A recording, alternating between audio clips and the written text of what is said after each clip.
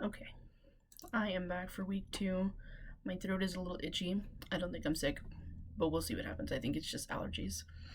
So I'm going to talk a little bit about some of the things that you need to know for this week's reading, a little bit about what we've already found out. Some of these names, as you've probably seen, are a little interesting. You have Okonkwo, your main character, his son Noye, the boy who they brought from the other village, Ikemefuna, his friend Obierka. You've got his father Unoka, and they're all very, very interesting names. I want us to think about manliness this week. Last week it was more about just kind of getting a sense of the novel. But I really want us to talk about what manliness means in our world, and then of course what it means for Okonkwo and their village in Umuofia in Nigeria. So you're going to be doing a few different things this week. They're going to be similar to last week, just a little different for the reading. So for the readings this week, you're going to be doing chapters 5 through 8. And that's already on this document starting on page 3. So you don't have to go anywhere else or download anything. You can do it straight from this document that you'll be downloading from Blackboard. You're going to be finding 4 different things, or you're going to be doing 4 different things in each chapter. You're going to identify one act of aggression or impatience on Okonkwo's part. You're going to provide an example of hypocrisy. This one's going to take some thought. Remember, to be a hypocrite means to say one thing or to do another, or to act one way and then do something completely different the next time. Usually people call people hypocrites when they try to say that they'll do something, or they would never do something like that, and then the next thing you know, they're doing it. So that's definitely hypocrisy, and you've really got to think about how Okonkwo embodies that. You'll also have to provide one question about what's happening in the chapter. So a question that you have about what's happening, a question about the scene, a question about maybe one of the words that I'm not going to cover today. I'll try to cover some of the ones that you'll be seeing, like Ilo, which is the village center. But if I don't talk about it and you don't know what it means, ask a question about it. It's perfectly fine. Maybe you don't understand why he treats somebody a certain way, Okonkwo that is. Or maybe you don't understand something specifically that happens in chapter 7 that I think a lot of you will ask questions about, but I'm not going to mention it until you get there. And then, of course, for each of the chapters, you'll be providing one summary. It's a summary of the chapter as a whole. It should be 3 to 8 sentences. Please don't give me a whole half a page about it, and don't only write one sentence, because that doesn't just summarize. That's not a summary. That is just maybe an opinion on your part of what it was talking about. Then you're going to do a response to the journal question in Blackboard, and then you're going to answer the 7 questions that are on this page right here. These questions are a little more in depth than they were last week. So I really want you guys to take some time to think about what the question is asking you, and to really go back and revisit the novel to make sure that you're answering the questions correctly. Please write in full sentences. This is still an English class, regardless of it being online. Also, if I wanted to know what the internet had to say, I would go to the internet myself and find it. I want to know what you have to say, not what the internet has to say. Please remember that taking information from the internet is still plagiarism and still is cheating, and you will get a 0 for that. The gradebook on Blackboard will reflect it.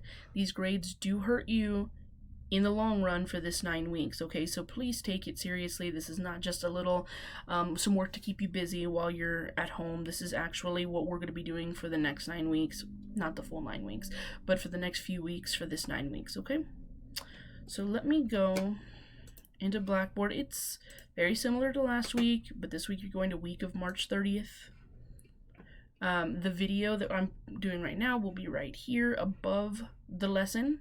You'll start with the lesson after watching this video. This gives you the breakdown, almost exactly what I had put on the document. This says, of course, stop, go back and watch the video. Download the assignments and chapter documents, read the chapters and complete the annotations, respond to the journal question on Blackboard, and then complete the 7 study questions. So if we go back to the week of March 30th, when it loads, here is the assignments and chapters, which is the document that I showed you here. And then here's journal question number 2, and then here's the submission for this document. Remember, when you download this document right here, you need to save a copy of it in your Google Docs, because anything you write on this document when you open it will not be saved. So before we move on, before I let you guys go, I'm going to talk a little bit about some of the things that you need to know for the novel. Religiously, the tribe in Umuofia believe in Chukwu, that is their supreme god, but along the way there are a lot of different entities that they decide to speak to or that they follow for guidance. We have the Igwugwu, which are the elders, their ancestors, so people who founded the tribe of Umuofia that they believe are still taking part in all the things that happen in Umuofia, and so they turn to them for guidance. And you'll see that a little bit later. I don't believe it happens in the chapters that you're reading this week, but it definitely does happen when there are marital issues between a husband and wife. The Igwugwu and the elders who are currently in charge will come together, so to speak, although of course one of them, Igwugwu, is on the ancestral plane, the spiritual plane, and then of course you have your real people in the world. They come together to make decisions about what will happen, mainly government decisions. That's really what the Igwugwu are meant for. Then you have your chi, which will be mentioned for sure in the chapters that you're reading this week.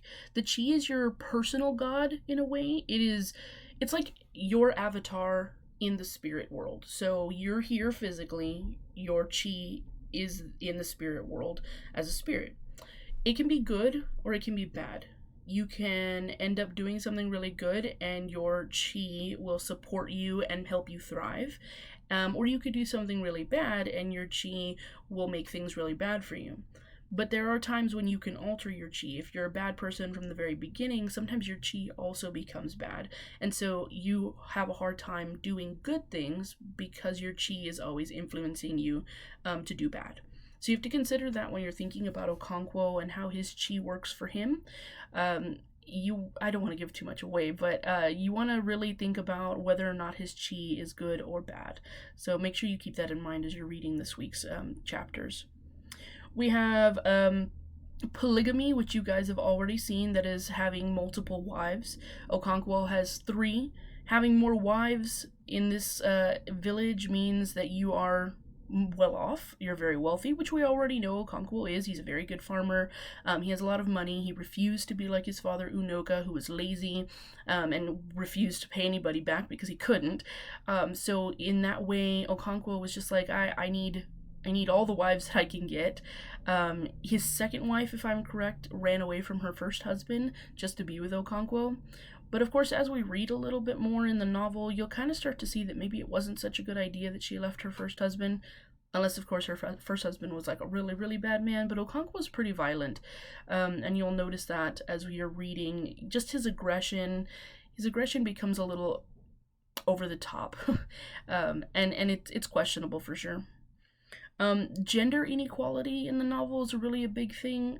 Women are considered much lower on the class scale than men. Men are the ones who make the decisions. Men are the ones who maintain their homes, their little compounds. That's what I was looking for, because of course, like Okonkwo he's got his obi, which is his hut, and then each of the wives have their own huts with their children that they take care of. But women aren't really considered important other than to take care of the home. And in a way, it's almost like they're enslaved because they belong to their husbands once they've become married to them. So those are things to keep in mind for this week. Please make sure that you read the chapters carefully and you do those annotations first. It's really important that you get those annotations down so that you can answer the questions a little bit later, and so you can answer that journal question that's going to come up. If you have any questions, just like I said last week, feel free to contact me, send me a text message, send me a remind, send me an email. I do video conferences on Wednesdays and Fridays, and I'm happy to video conference with you guys one-on-one or video conference with a few of you at a time. Please try to remain at home, not going over to your friends' houses. That is still an easy way to get sick, so please be careful with all of that, okay? So I will talk to you guys soon. If you need any extra support, please feel free to reach out to me. I'll see you later.